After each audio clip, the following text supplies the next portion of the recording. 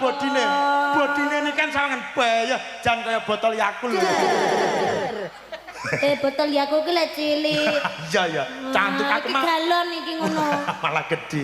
Iya, ngaturke tetembangan. Ngaturke tetembangan. Engko bar ngaturke tetembangan, persiapan untuk keluarga naik di atas pang. Omong ngono. Iya, piye. Keluargane kudu nggawa dompet siji-siji. Oh iya. Ngono.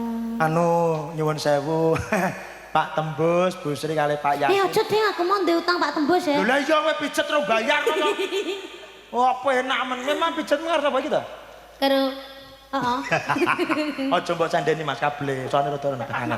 Angel dodol ngono. Iya, nyanyi satu lagu sih ya. Ya, kita nyanyi satu lagu dulu ya. Diparing apa sembarang urung ono. Heeh. Iki jane mah keluarga minta engko ben iki no. Apa itu? Permintaan 1001 ayang-ayang dalan tembus pujaning se. Oh, Pak Tembus duwe